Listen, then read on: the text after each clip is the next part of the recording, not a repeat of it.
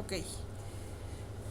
Bueno, el primer reporte de narcolepsia, la primera vez que se publicó, porque el primer reporte fue, y la primera descripción fue por ahí de 1880, y esta es la descripción de algunos casos, ¿no?, publicado en el British Medical Journal de 1929. Este es Emmanuel Mignot, es psiquiatra y él está en la clínica de sueño de Stanford, ya ahorita es un viejito, pero esta foto yo creo que es como de los 70s, ¿no? Y él empezó a identificar la cataplegia en una serie de perros Doberman. Y bueno, ¿y esto qué es? ¿Quién me puede decir qué es esto?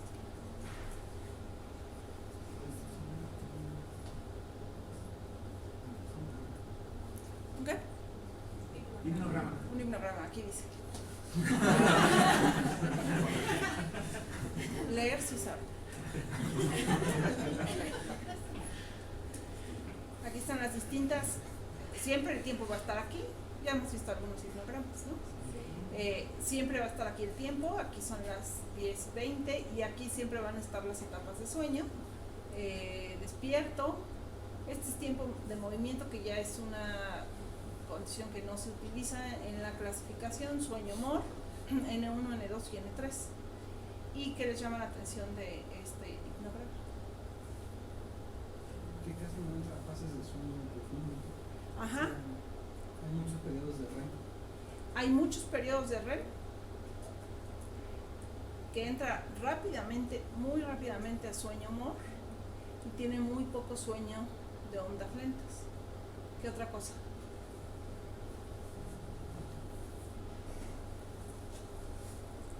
Tiene un sueño muy fragmentado, ¿no? Cada que llega hasta acá son alertamientos. Entonces, este es el hipnograma característico de un paciente con narcolepsia. Este es de un paciente, este hipnograma yo creo que tiene como unos 10 años. Este paciente es uno de los pacientes más graves con narcolepsia que he visto y es muy ilustrativo, ¿no? Tienen una entrada muy rápida a sueño-mor, mucho tiempo de sueño-mor, un sueño nocturno muy fragmentado y disminución de sueño de ondas lentas. Se ve horrible, pero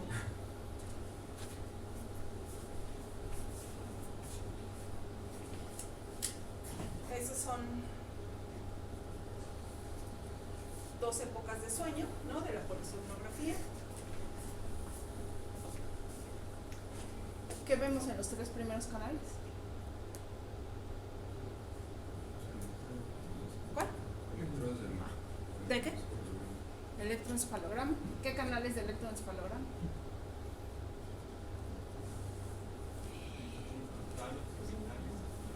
Ajá, frontal, central y occipital. Ok. ¿Qué más? ¿Qué es esto? Movimientos oculares.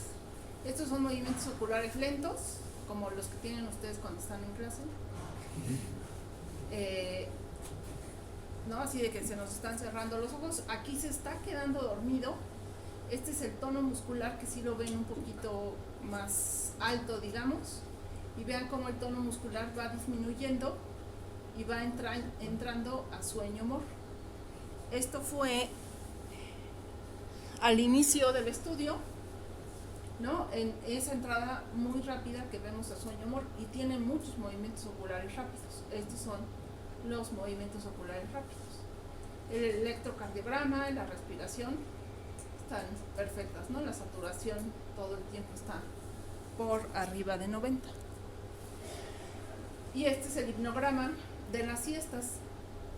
El diagnóstico de narcolepsia lo hacemos con una polisomnografía y a la mañana siguiente una serie de siestas, que son generalmente 4 a 6 siestas, que se programan cada 2 horas. Y las siestas empiezan hora y media después de que termina la polisomnografía. El paciente debe desayunar, debe cambiarse de ropa, o sea, quitarse la pijama, ponerse un pants o algo así, y se queda en la clínica de sueño toda la mañana. Cada 2 horas va a ser una siesta breve. Breve son lo establecido para la duración de las siestas son 20 minutos. Pasados los 20 minutos, paramos el registro, despertamos al paciente y se queda ahí con los cables conectados. Los cables van conectados a una cosa que le llamamos regadera, que el paciente puede mover, ¿no? Digamos libremente. Y a las 10 volvemos a hacer otra siesta, luego a las 12 y luego a las 2. Y aquí podemos ver ¿qué podemos ver? Casi todo el tiempo está. Exacto, casi todo el tiempo está en MOR, ¿no? O sea, aquí se queda dormido muy rápido y entra MOR, aquí otra vez, aquí de que apagamos las luces a que fuimos para echar a andar el estudio, ya se había quedado dormido. Y aquí también, ¿no? Aquí se sale de MOR y vuelve a entrar a MOR. Entonces, el diagnóstico de narcolepsia lo hacemos con una polisomnografía y una prueba de latencias múltiples. Si en 2 o más siestas entra a sueño MOR, eso es narcolepsia.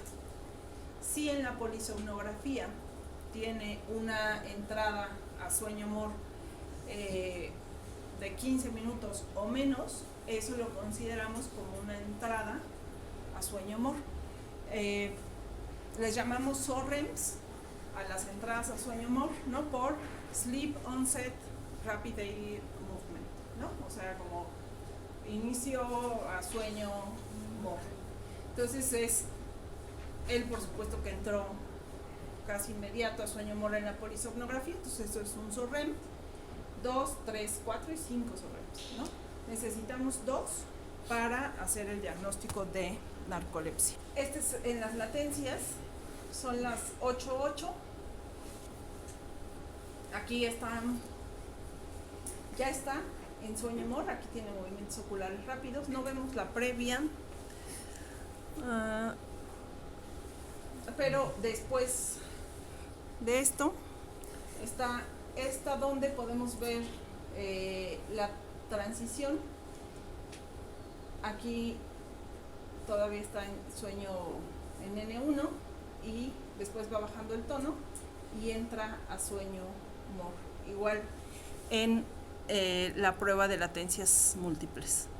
Entonces, la narcolepsia es un trastorno neurológico donde hay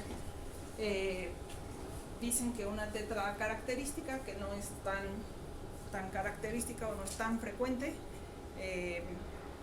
somnolencia excesiva diurna, y esta se manifiesta como ataques de sueño, ¿no? Si ustedes les da sueño, por ejemplo, ahorita, van a sentir que se van a quedar dormidos, ¿no? O sea, están luchando por quedarse despiertos, pero pueden más o menos controlar. O sea, se dan cuenta que se están quedando dormidos y a lo mejor se levantan, salen o se ponen a masticar algo, qué sé yo. Pero los pacientes con narcolepsia, y es a lo que llamamos ataque de sueño, entran sin, digamos, aviso previo a sueño MOR.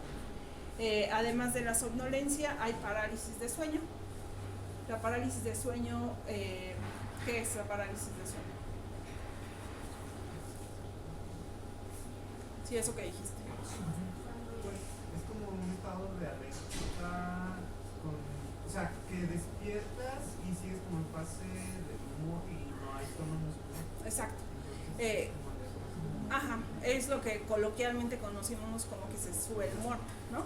El cerebro, digamos que ya está alerta, pero el cuerpo continúa con la tonía muscular propia del sueño MOR, ¿ok? Y que la parálisis de sueño puede existir en otras condiciones, por ejemplo, en la privación de sueño, ¿no? Puede ser parálisis de sueño aislada, La otra son las alucinaciones hipnagógicas e hipnopómpicas. Hipnagógicas es cuando nos estamos quedando dormidos y tenemos alucinaciones que generalmente son visuales, pueden ser auditivas o pueden ser compuestas. E hipnopómpicas es cuando nos estamos despertando. Y la cataplegia es el otro síntoma de la tetradaquilasia. Aunque después en la clasificación, a través de los años se ha distinguido una narcolepsia tipo 1 que tiene cataplegia y una narcolepsia tipo 2 que no tiene cataplegia. Se supone que es una enfermedad rara. Yo creo que no es una enfermedad tan rara, solo que está muy subdiagnosticada. Aquí podemos ver la prevalencia que, para ponerlo más en contexto, la prevalencia en la población en general es del 0.01% y varía, ¿no?, en grupos. En Japón es la prevalencia más alta, que llega hasta el 0.5%, y en judíos, por ejemplo, es la prevalencia más baja, que es como del 0.001%. Hay otros reportes que nos dicen que tiene una prevalencia similar a la esquizofrenia. ¿Cuál es la prevalencia de la esquizofrenia? 1%, ¿no? En general se reportan más mujeres con narcolepsia que hombres. Hay una edad de inicio bimodal, o sea, una es a los 15 años más o menos y el otro pico es 20 años después, o sea, a los 35. Aquí están las prevalencias. Japón 0.16 a 0.18, Israel 0.002. Hay un estudio que reporta somnolencia excesiva diurna más entrada, sueño, humor en 1 a 3%. Bien, tenemos los criterios diagnósticos para narcolepsia tipo 1 y tipo 2. Estos son de la última clasificación de sueño y también del DSM-5. El primero es periodos diarios de irresistible necesidad de dormir o episodios diurnos de sueño en los últimos 3 meses con al menos uno de los siguientes: cataplegia y latencia sueño promedio menor o igual a 8 minutos y 2 episodios de sueño-humor. Esta latencia sueño promedio la tomamos del tiempo que les toma quedarse dormidos en la prueba de latencias múltiples. Y uno de estos puede ser sustituido por un inicio rápido o una entrada, un SORREM menor de 15 minutos. La otra forma de diagnosticar la narcolepsia que no tenemos en México es la deficiencia de hipocretina 1 medida en líquido cefalorraquídeo. Y esa deficiencia de hipocretina, se toma una muestra de líquido cefalorraquídeo, se manda a analizar y si es menor a 110 picogramos sobre mililitro o un tercio de lo esperado para la población, tenemos el diagnóstico de narcolepsia. En la narcolepsia tipo 2 es lo mismo, somnolencia o necesidad irresistible de dormir en los últimos 3 meses, una latencia a sueño promedio menor o igual a 8 minutos, 2 episodios de entrada sueño-humor, y que puede ser sustituido por una entrada menor a 15 minutos en la polisomnografía. No tenemos cataplegia y si la medición de hipocretinas en líquido cefalorraquídeo es normal, ¿no? Más de 110 picogramos sobre mililitro. Y la somnolencia no se explica mejor por otras causas. ¿Se acuerdan de esta imagen? Que seguramente la vimos, el hipotálamo, y particularmente en el hipotálamo lateral se secretan las hipocretinas. Las hipocretinas fueron descritas más o menos por ahí de 1998. ¿Alguien fue al Congreso de Sueño de este año? Estuvo Luis de Lecea, que fue él es biólogo y fue, digamos, el líder de un grupo de Stanford que describió las hipocretinas. La narcolepsia, por supuesto, que ya se conocía hace 20 años, pero conforme fue pasando el tiempo, fueron dándose cuenta que había un déficit de hipocretinas en los pacientes con narcolepsia. En este esquema nos explican, ¿no?, esto que ya vimos, las hipocretinas estimulan los núcleos del sistema reticular activador ascendente, el rafe-dorsal, locus ceruleus, el área tegmental ventral,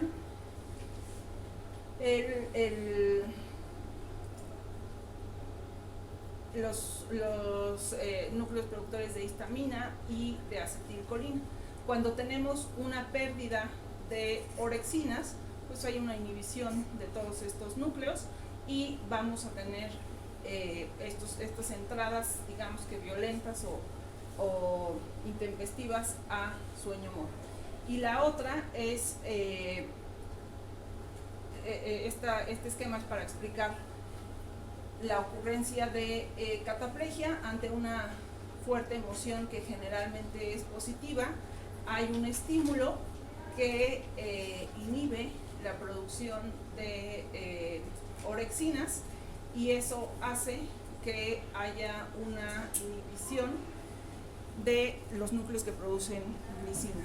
¿Y cuáles son los núcleos que producen glicina? Están en el tallo cerebral y esos núcleos, ¿se acuerdan qué hacían? O esa sustancia, glicina. ¿Cómo? Es una sustancia inhibidora. Inhibidora.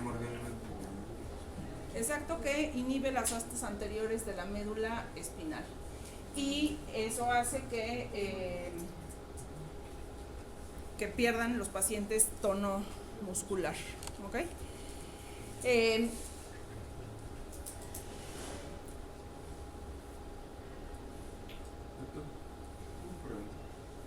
pérdida de control postural también? Dependiendo, si son los músculos del tronco que mantienen la postura, sí. Generalmente son los músculos de las extremidades y también puede ir avanzando. Habitualmente empieza cefalocaudal, la atonía muscular, y pueden empezar, por ejemplo, eso pasa mucho en los niños, tener movimientos de cabeceo. Y si sigue avanzando, podrá tener pues desvanecimiento no propiamente de los músculos del tronco, más bien de las extremidades. Este es un esquema que explica el mimetismo autoinmune. Cuando fueron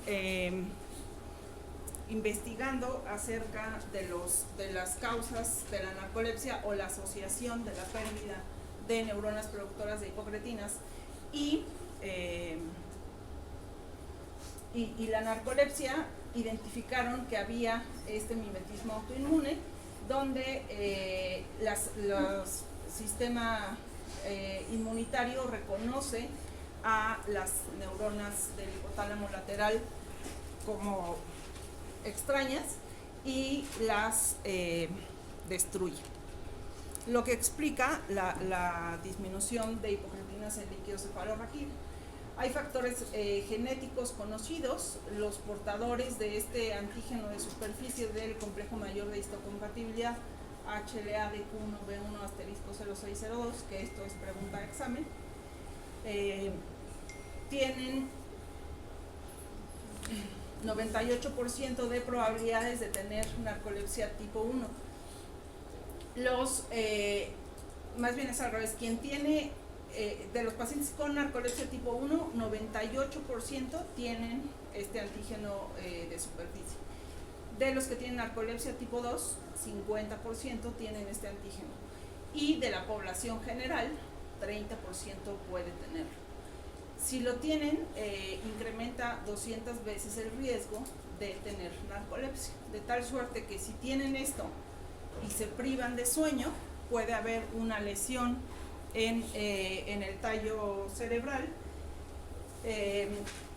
más que en el hipotálamo lateral, que desencadene la narcolepsia, ¿no? Ya hay estudios también que demuestran que la privación de sueño induce cambios particularmente en el lobus ceruleus, que hace que se presente la somnolencia aún bajo condiciones de no privación de sueño, y yo creo que eso explica que muchos de ustedes, bueno, de sus compañeros, espero que no de ustedes, pero sí hay varios residentes que hemos visto que tienen narcolepsia, ¿no? Aún sin estar con privación de sueño, por supuesto. Este mismo paciente me preguntaba alguna vez qué riesgo hay de que mis hijos tengan narcolepsia. Pues 1%. La concordancia entre gemelos es del 30%. Definitivamente se necesita un factor ambiental o epigenético para desencadenar la enfermedad, y estos pueden ser muchos, sobre todo antígenos, que desencadenan la respuesta inmune. Esto se supo a partir de la epidemia de influenza de 2009, que ustedes eran muy pequeños. Yo creo que estaban en la secundaria o en la prepa. En la prepa.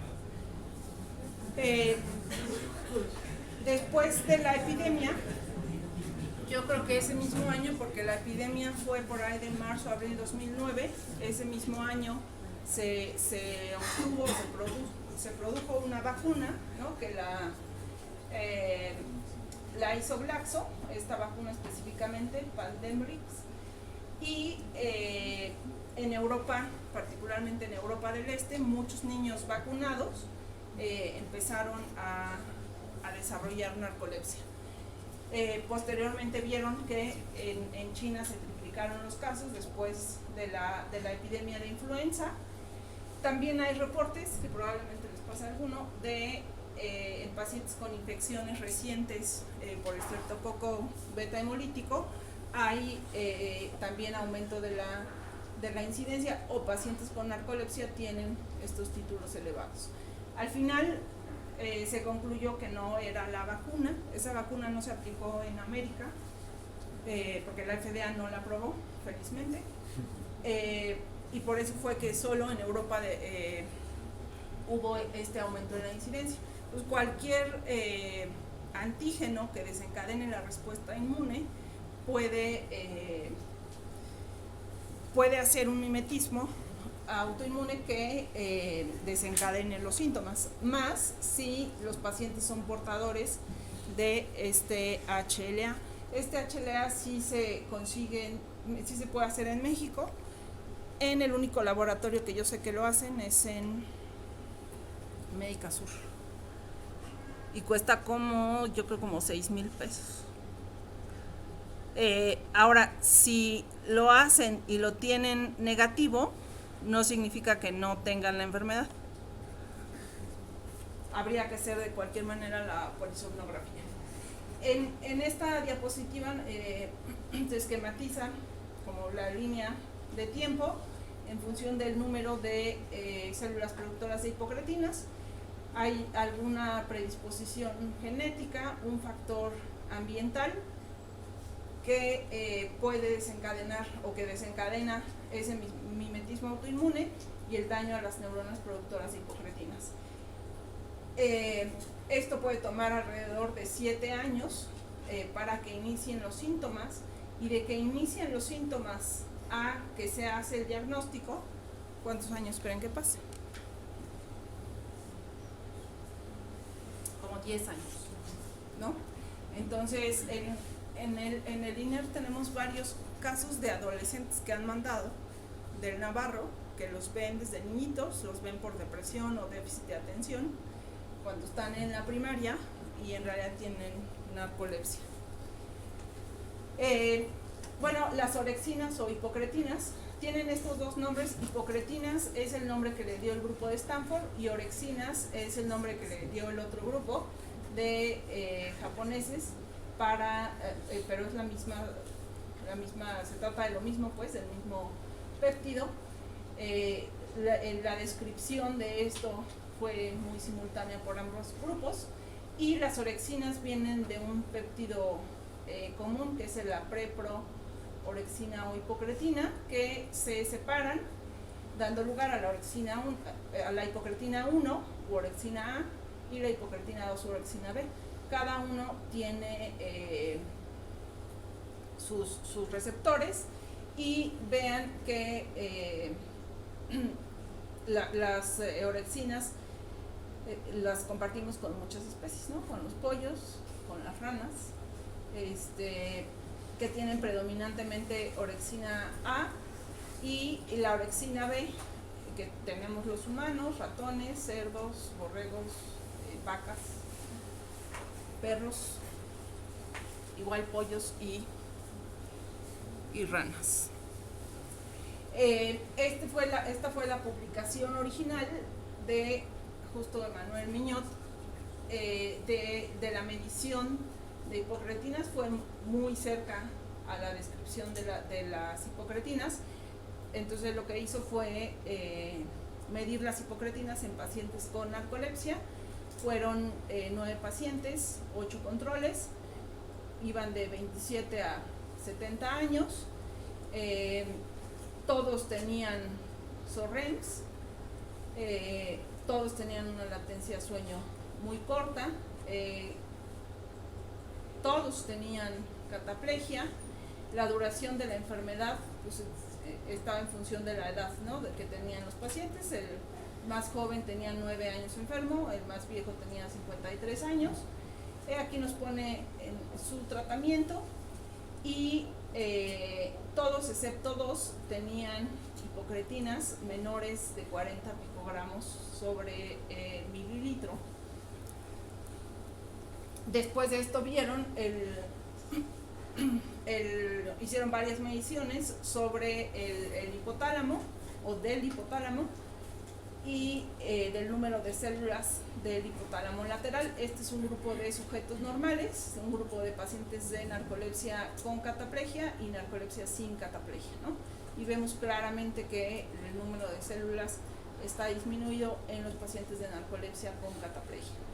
Este es el número de células por sección, yendo más hacia el hipotálamo anterior y hacia el hipotálamo posterior, y podemos ver lo mismo, ¿no? Casi los morado oscuro, los pacientes con narcolepsia, con cataplegia, casi ni se notan, ¿no? Aquí son diferentes áreas del hipotálamo: anterior, dorsal, dorsomedial, posterior y lateral, y vemos el área en micrómetros. Aquí no hay ningún cambio estadísticamente significativo, las áreas son muy similares, ¿no? Incluso aquí son iguales, del hipotálamo dorsomedial, y muy similares a los sujetos incluso normales. ¿Por qué creen que ocurra esto? O sea, el área no cambia, cambia el número de células, pero no el área.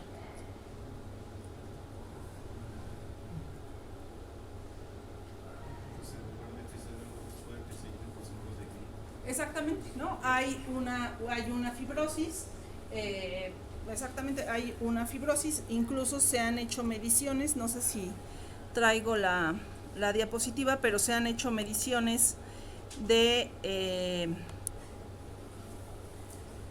beta amiloide y de proteína tau. Esto igual son los axones de las neuronas productoras de hipocretinas en cataplegia, en sujetos normales y en no cataplegia, ¿no? Y aquí podemos ver justo lo que decías, la gliosis, que vean la gliosis en el hipotálamo anterior, en el hipotálamo medio y en el posterior, ¿no? En los pacientes de narcolepsia con cataplegia, en los normales y en los sujetos sin cataplegia.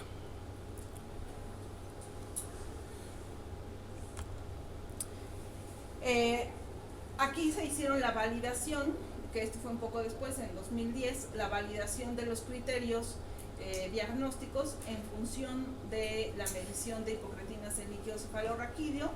Aquí el grupo de narcolepsia con cataplegia, que está mucho más abajo de 100, narcolepsia sin cataplegia, otras hipersomnias y otros trastornos neurológicos y sujetos control. Entonces, claramente pareciera que la pérdida de neuronas productoras de hipocretinas es patognomónica de la narcolepsia.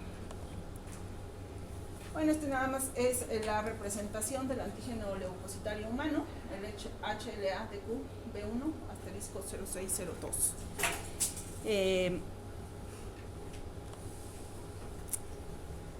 Esta es la secuenciación para el HLA-DQ de narcolepsia. En este artículo se hablaba que esta proteína del complejo mayor de histocompatibilidad protege para diabetes mellitus tipo 1 y es factor de riesgo para narcolepsia. No así con el DQB2 asterisco 0602 y el DQB3 asterisco 0602, que nos da un riesgo para narcolepsia, perdón, que nos da riesgo para diabetes mellitus tipo 1 y protector para narcolepsia. Entonces, claramente hay una, pues esta cuestión, ¿no? Autoinmune, esta ya la vimos.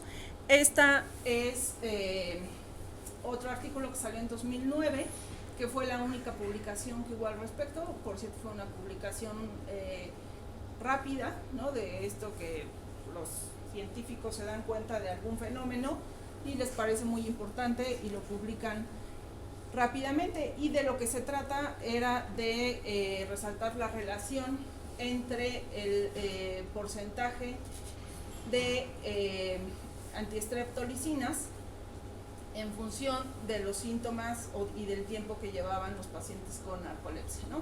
Los que tenían más de un año de diagnóstico, de 1 a 3 años, 3 a 10 y más de 10 años, al final no hubo más publicaciones en relación a este tema, solo asumieron que era algo que estaba relacionado como cualquier otro estímulo antigénico.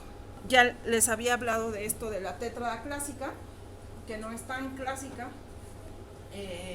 Todos los pacientes tienen somnolencia excesiva diurna, ya vimos como ataques de sueño, la cataplegia, parálisis de sueño, alucinaciones hipnagógicas, y un quinto punto muy importante es el sueño nocturno alterado.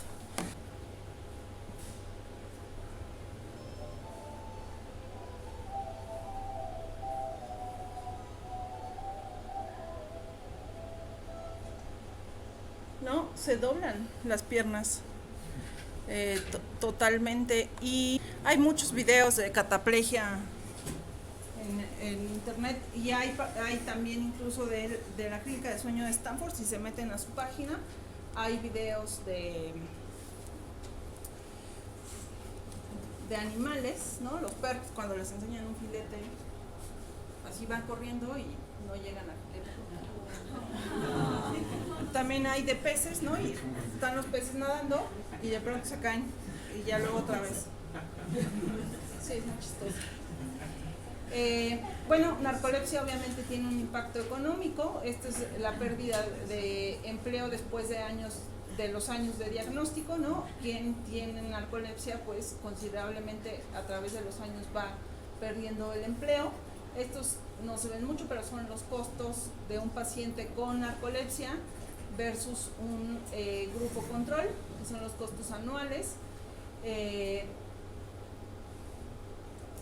$11,702 a $5,261. Esto también es en relación a los costos. Acá es lo negro es pacientes con narcolepsia, el claro es sujetos control, es la admisión a urgencias, aquí las visitas a urgencias, las consultas en un hospital, en otro servicio médico y las visitas a un médico. Y aquí son los gastos por año en total de medicamentos, incluidos medicamentos que no tienen que ver con la narcolepsia.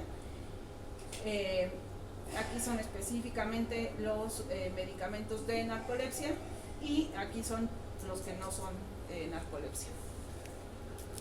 Calidad de vida, esta es una escala de calidad de vida en niños y adolescentes con narcolepsia, no se ve nada bien. Esta escala, esta gráfica se llama P de la araña y mide distintos dominios de calidad de vida. Podemos ver vitalidad, bienestar general, imagen corporal, amigos, papás, actividades placenteras, la escuela y el índice de todos. Y la línea o el círculo que está adentro son los pacientes con narcolepsia que tienen una calidad de vida menor en relación a los sujetos normales. Y donde la estrella más oscura es, por ejemplo, en este caso, bienestar físico, es lo que es más significativo.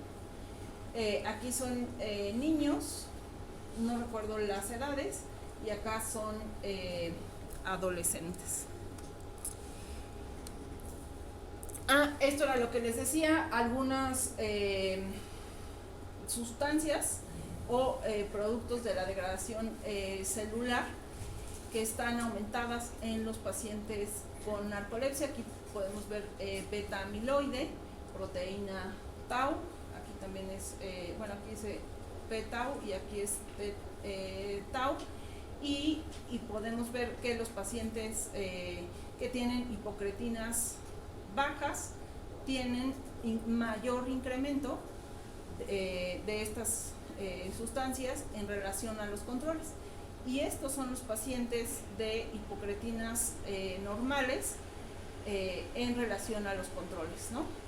Pareciera que están peor los que tienen hipocretinas normales.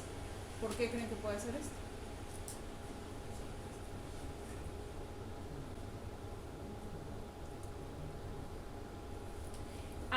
Hay artículos de hecho que les decía que tras un desencadenante ambiental como la privación de sueño, hay una degeneración de las neuronas, sobre todo noradrenérgicas, en el tallo cerebral. Probablemente esto, o sea, un incremento en el beta amiloide y la proteína tau, que son productos, digamos, de la degradación celular que se acumulan en las células, esté relacionada con ese proceso degenerativo. Por eso tienen que cuidarse de no privarse de sueño, porque se privan más de sueño cuando están en su casa que cuando están en el hospital. Sí, se ponen a jugar Magic y todo eso. Un residente que estaba rotando conmigo, le dije, ¿cuántas horas dormiste anoche? Y me dijo, 4 o 3. ¿Y por qué? Porque estaba jugando Magic. Bueno, los pacientes con narcolepsia también tienen disautonomía. Esta es una escala de disautonomía que mide parámetros cardiovasculares, gastrointestinales, pupilometría, aspectos sexuales, termorregulación y urinarios, y todos los pacientes con narcolepsia, que son los claros, tienen más síntomas de disautonomía. ¿Qué es la disautonomía? La disautonomía es una alteración del sistema nervioso autónomo que controla o que se divide en simpático y parasimpático. El núcleo, digamos, la base se encuentra en el núcleo paraventricular del hipotálamo, las neuronas que dan lugar al sistema nervioso autónomo y que tienen que ver o que tienen relación con el tallo cerebral y que también funcionan de forma endocrina. Los pacientes con narcolepsia también tienen alteraciones metabólicas, tienden a tener más sobrepeso. Aquí podemos ver pacientes con narcolepsia y con hipersomnia idiopática. El índice de masa corporal es de 28 versus 24. La presión arterial es sistólica 139 versus 128, 86 versus 78, y más que riesgo cardiovascular es riesgo metabólico. Una pregunta. ¿Eso tiene que ver con las hipocretinas? ¿El aumento de peso con la inhibición de lo que la alimentación? Exacto. Una de las funciones de las hipocretinas es la regulación del apetito. Los ratones knockout para hipocretinas empiezan a almacenar comida y engordan más. No comen más, solo almacenan comida y engordan, ¿no? Pareciera que su metabolismo basal baja, entonces aún teniendo la misma ingesta, acumulan más grasa. Otra de las funciones que se le ha atribuido a las hipocretinas es sobre el control de la respiración. Estos mismos ratones empiezan a hacer apneas centrales. Y las alteraciones metabólicas probablemente sean secundarias a la obesidad. La verdad es que no hay, o hasta donde yo sé, no hay nada que dicho en relación a que aumente directamente la glucosa, los triglicéridos, etc., ¿no? Pero también hay aumento de colesterol, triglicéridos. Aquí no es significativo, pero sí hay una tendencia a aumentar la glucosa. La insulina sí está significativamente incrementada, y todos estos índices HOMA, QICI, que tienen que ver con el metabolismo de la glucosa. La leptina, ¿qué es la leptina?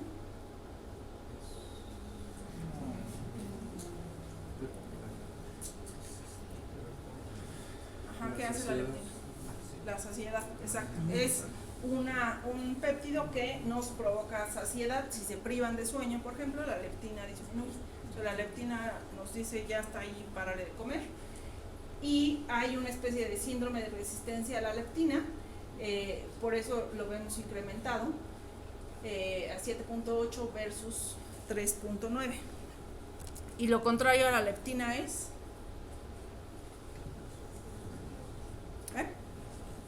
la grelina, ¿no? La grelina se produce más si se privan de sueño, ¿no? Que es lo que explica que después de una guardia tienen hiperfagia. Este es un artículo, bueno, no está, 2010. Podemos ver más trastornos de ansiedad, más ataques de pánico significativamente, y aquí dice fobia social, ¿no? Realmente los pacientes padecen mucho el bullying, bueno, ahora llamado bullying,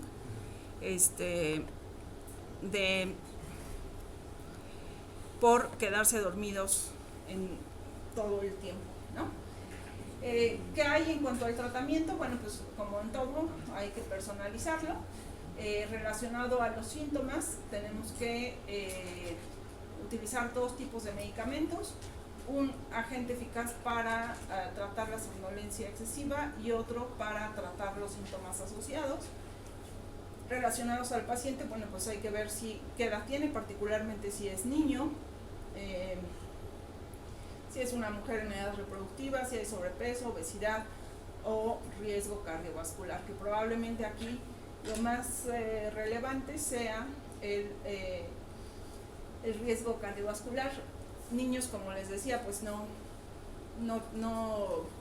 diagnosticamos muchos, más bien adolescentes,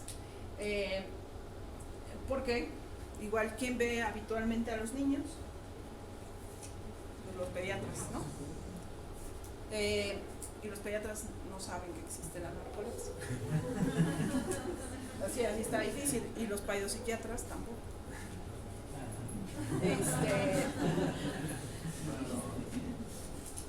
Ok, y bueno, relacionados con el medicamento, pues el mecanismo de acción, la dosis, la clasificación del fármaco y el costo.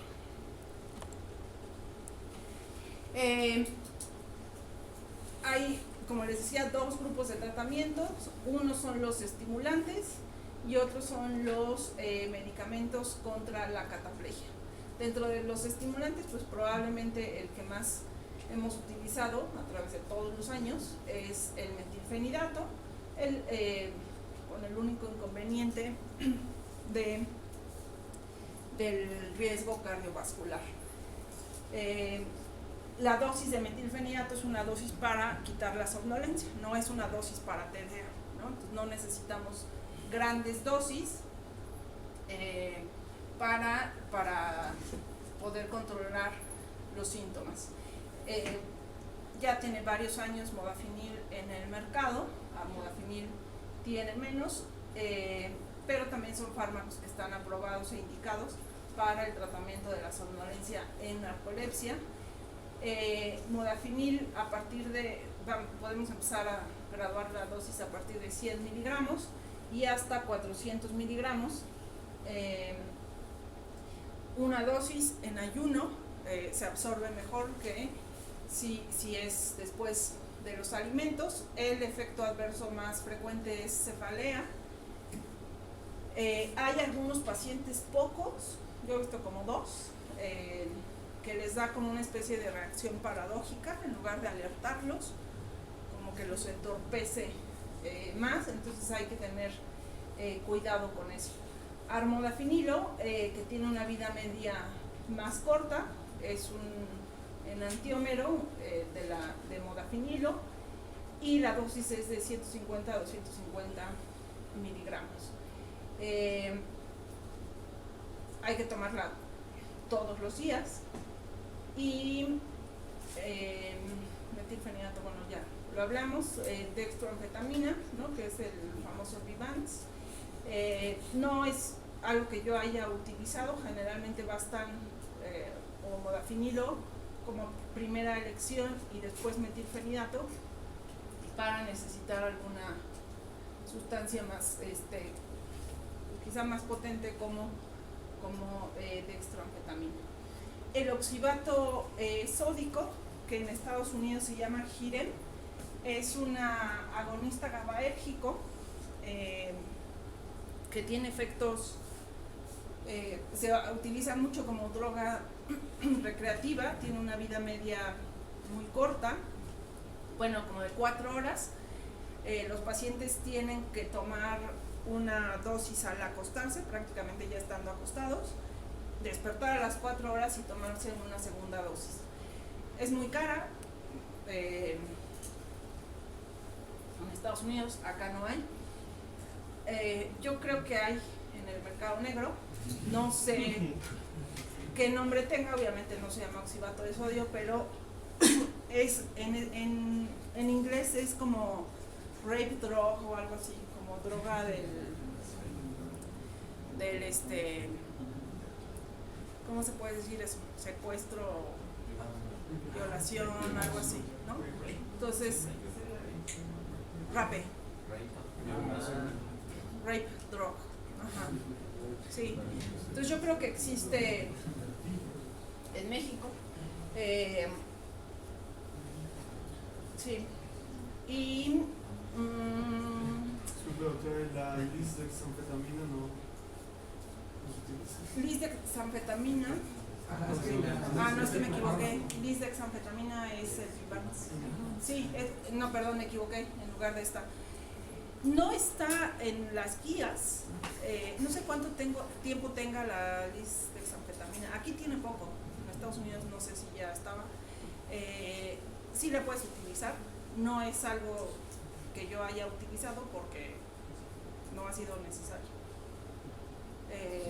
Yo diría que primero modafinilo o armodafinilo, después metilfenidato y ya como siguiente opción o tercera opción lisdexanfetamina. El oxibato sódico ayuda a mejorar la somnolencia, en teoría consolida el sueño nocturno y también nos ayuda a mejorar la cataplegia. Lo que utilizamos, y aunque no hay información como muy confiable en cuanto a evidencia científica, o sea, estudios doble ciego, controlados con placebo para determinar la eficacia y seguridad de venlafaxina y fluoxetina, son eficaces para disminuir la cataplegia y mejorar el sueño nocturno. Este paciente que les digo que utilizaba, o sea, llegó a utilizar, por que así lo decidió él, hasta 80 miligramos de metilfenidato, y decía que apenas abría los ojos en la mañana tenía que tomar la venlafaxina porque si no caía, y está descrito, en un estatus catapléjico, ¿no? O sea, no se recuperaba de un episodio para cuando ya estaba en otro. Igual la venlafaxina podemos utilizarlo, salud, en dosis desde 37.5 miligramos. ¿Hay alguna razón por la cual venlafaxina y fluoxetina y no otros? Inicialmente se utilizaban los tricíclicos, por los efectos adversos ya se quitaron. Entre menos selectivo sea el fármaco, va a tener más eficacia en tratar la cataplegia. Por eso es venlafaxina. Asumiríamos que duloxetina sería igual, pero en general los artículos que se basan generalmente en recomendaciones de expertos sugieren venlafaxina. Y fluoxetina no lo sé exactamente, yo supongo que es, porque pues también es uno de los primeros inhibidores selectivos, ¿no?, que se ha utilizado por mucho más tiempo y que probablemente tenga más efecto alertante que algunos otros ISRS. Y modafinilo, la vida media es larga, o sea, esos modafinil y amodafinil lo toman en una sola toma. Sí, creo que traigo una gráfica de la vida media de modafinilo. Sí, es una sola toma en la mañana. Hay quien prescribe de modafinilo. Modafinilo tiene una vida media más corta, pero sí es como de 8 a 2 hasta 12 horas, ¿no? Y yo he visto que puede causarles insomnio, pero hay médicos que recomiendan una dosis a mitad del día. ¿Alguna otra pregunta? ¿No? Ok, aquí es lo mismo, ¿no? Los fármacos promotores de la vigilia y el oxibato de sodio, ¿no?, que es para mejorar la calidad de sueño nocturno y quitar la cataplegia. Esto es lo mismo, ¿no? Y bueno, aquí tenemos fluoxetina, fluvoxamina, que en realidad tampoco se me ocurre alguna otra cosa que no sea el tiempo que lleva en el mercado, porque fluvoxamina incluso tiene menos actividad noradrenérgica. Venlafaxina, milnacipram, que fue un tricíclico que salió hace pues ya varios años, duró un tiempo en el mercado y lo quitaron. Atomoxetina, pues puede estar aquí recomendada, yo creo que es la primera, no hay muchos lugares donde esté recomendada, bueno, mucha bibliografía. Atomoxetina, yo no estoy segura que sea tan eficaz para tratar la somnolencia como alguno de los otros. El mecanismo de acción de modafinilo y armodafinilo es la inhibición de la bomba de recaptura.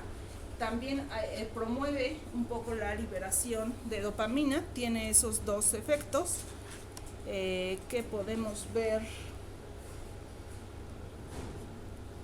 Bueno, ahorita se los paso. Sí, acá.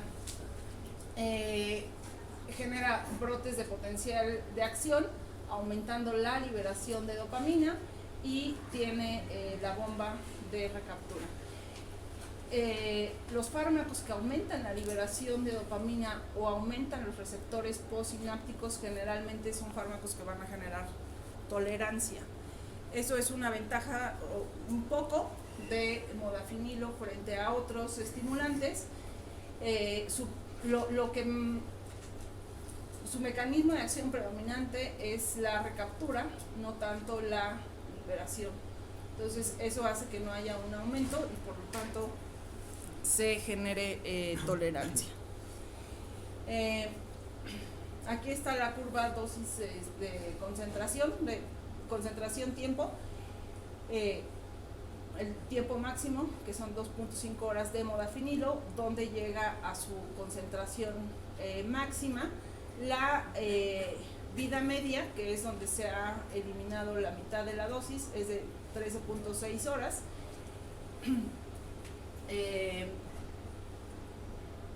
Entonces, a mí me cuesta trabajo, yo nunca he recomendado una dosis de modafinilo a media mañana por el riesgo de que les cause insomnio, aunque realmente este tiempo de aquí hacia acá probablemente sean 4 a 6 horas. Se metaboliza en hígado, tiene interacción, aumenta esta enzima en el hígado, y eso hace que el etinilestradiol se metabolice más rápido, de tal suerte que los anticonceptivos orales pierden eficacia cuando están tomando modafinil. Entonces es importante advertir esto a los pacientes, porque pueden quedar embarazadas y después le van a echar modafinil.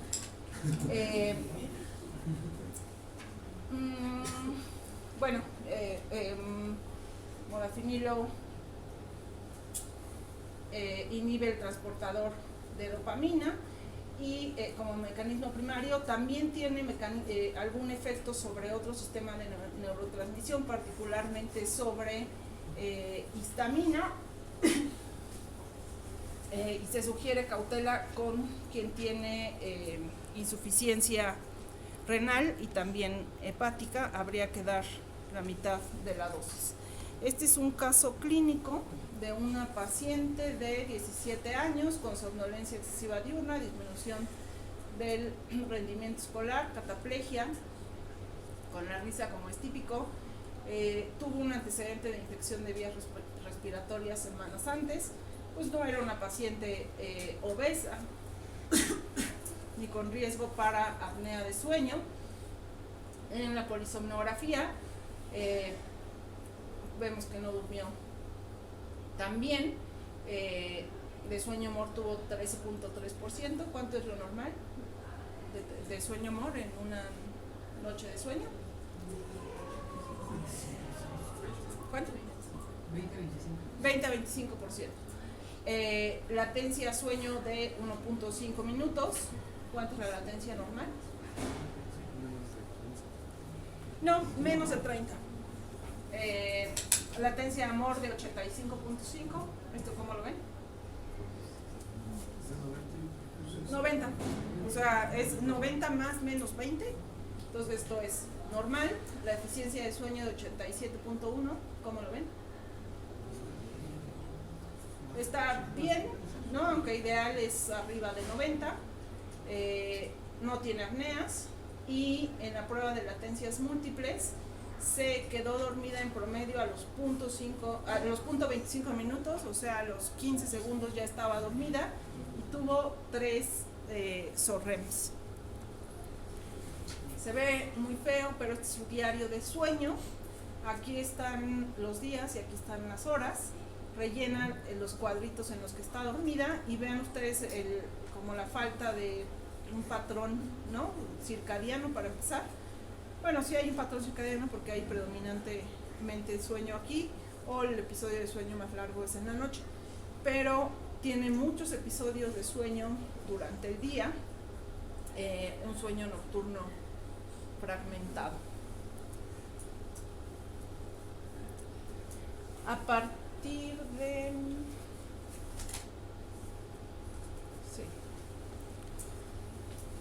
Y aquí podemos ver la evolución de los síntomas, particularmente el insomnio y la somnolencia en el tiempo. Esta es la somnolencia y este es el insomnio. Septiembre de 2016 a marzo del 2018, y estos son los puntajes en las escalas, ¿no? Y de tener 22 puntos N y 17 en el índice de severidad de insomnio, pues fue disminuyendo a 9, luego aquí tuvo otro aumento, luego otra disminución, acá otro aumento, y quedó finalmente hasta el seguimiento aquí en 11 puntos y 13 puntos. El punto de corte de Epworth es 10 y de Easy, si no mal recuerdo, es 12. Entonces, bueno, no estaba tan bien que digamos. No, este paciente no es mía. Es un caso del doctor Alejandro Jiménez Kenchi.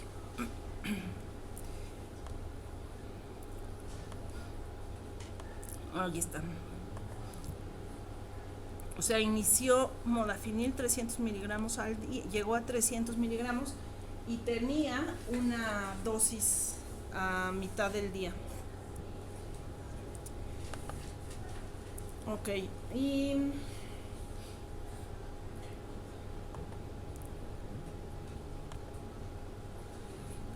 bueno, la narcolepsia es un trastorno de sueño poco frecuente, yo no estoy segura de eso.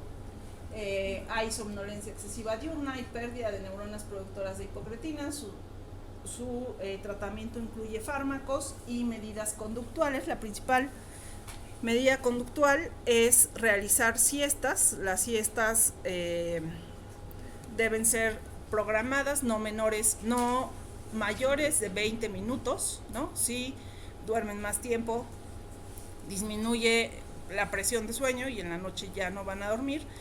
Tienen mucho más sueño-mor y no resultan reparadoras. Las siestas generalmente son reparadoras y tienen ensoñaciones en los pacientes con narcolepsia, ¿no? A diferencia de los pacientes con apnea de sueño, que pueden estar muy somnolientos, pero no tener ensoñaciones en las siestas. El tratamiento, bueno, modafinilo, o estimulantes en general y antidepresivos. Este es Emanuel Miñot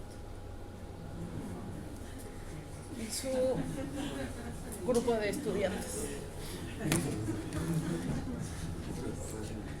pero todavía vive. ¿Dudas o preguntas? Sí, doctora, para diagnosticar la narcolepsia sin ya es un poco más difícil, ¿no? Porque el paciente solo habla sobre somnolencia diurna. No es tan característico esto de que tenga pérdida postural. Sí, la narcolepsia y particularmente en niños la cataplegia puede pasar muy desapercibida. Puede ser los músculos de la mandíbula, o sea, no es tan clara como este video, ¿no? Pueden ser los músculos de la mandíbula, de los ojos, y entonces solo hay como caída de los párpados, protrusión de la lengua. En realidad, y esa es una de las cosas que explica por qué hay reportes en Estados Unidos de narcolepsia, que predomina la narcolepsia tipo 1. Aquí, al menos de los casos que tenemos en el INER, predomina la narcolepsia tipo 2. Yo creo que lo difícil no es identificarla, lo que complica las cosas es como nuestra ignorancia, ¿no? O sea, que no sabemos que tener somnolencia es síntoma de una enfermedad. Buena parte de los pacientes que yo he visto en el INER, no sé, yo creo como el 40% son médicos. Entonces, que a veces los manda enseñanza, sí, no solo de aquí, también del GEA, de neuro, etcétera, porque se quedan dormidos, ¿no? En todas partes. Entonces, en realidad, conociendo los síntomas no es tan difícil, ¿no? Lo primero que tienen que ver siempre ante alguien somnoliento es ¿qué? Exacto, si tiene privación de sueño, ¿no? O sea, claro, narcolepsia no va a ser lo primero en lo que vamos a pensar cuando tenemos a alguien somnoliento, ¿no? Lo primero va a ser privación de sueño, después fármacos, antes que apnea, insomnio, no, ¿de qué vivimos? De fármacos vivimos, ¿no? Depresión, ¿no? Entonces, privación de sueño, depresión, fármacos y narcolepsia. Entonces, la cosa es, yo no creo que sea más difícil, ¿no? La cosa es tener en mente el diagnóstico y buscar los síntomas. Quien tiene cataplegia generalmente igual tarda 10 años en promedio en Estados Unidos en el diagnóstico, porque van con el neurólogo, o sea, van con un montón de médicos antes de ir con el psiquiatra, generalmente con el neurólogo, a lo mejor pensando en alguna crisis atónica, algunos con el cardiólogo pensando en síncope y esas cosas. Uh-huh. Pero si lo tienen en mente, pues no es complicado hacer el diagnóstico. Algo muy característico que yo creo que es el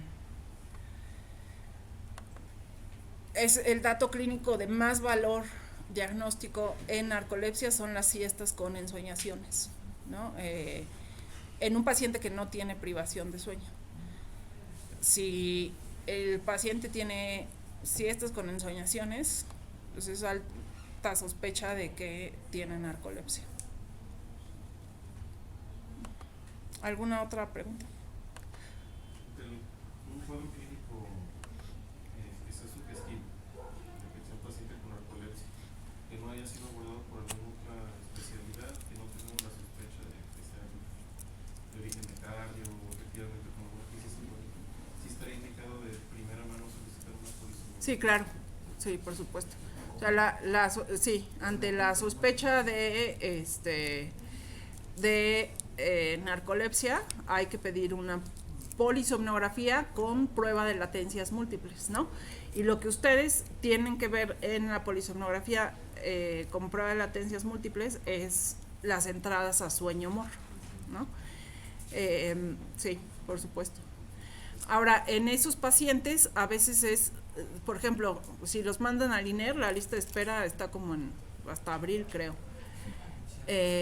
Iniciar tratamiento, ¿no? Es sumamente importante que el paciente esté tratado por la somnolencia y los riesgos que implica estar somnoliento, ¿no? Ya sea que maneje o en el trabajo, lo que sea. Si inician tratamiento, una de las condiciones previas a la realización de la latencia es que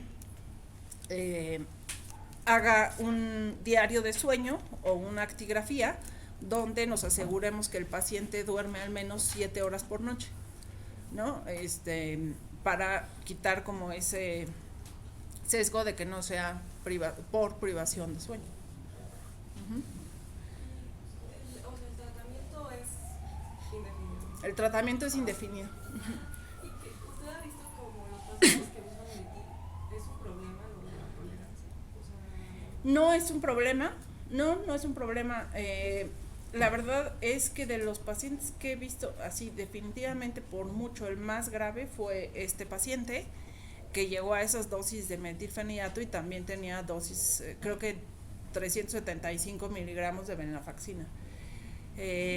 Hace mucho que no lo veo y alguna vez me escribió y me dijo que estaba sin tratamiento y que estaba más o menos bien.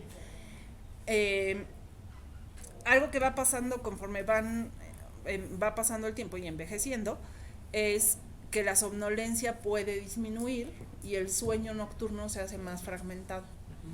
Entonces, ¿eso puede cambiar? Sí. Sí. Fuera de ese paciente, que es un caso excepcional, no he visto que hagan tolerancia a metilfenidato, no. o sea, no es como las benzos que en 2 meses nos van a decir. No, para nada. No, pueden estar mucho tiempo con 2, 3 años, ¿no? Por ejemplo, estoy pensando hay varios adolescentes como entre 16 y 18 años que han mandado del Navarro y que están con metilfenidato y venlafaxina, yo creo que no más de 20, 30 miligramos y esa dosis se queda a través del tiempo. ¿no?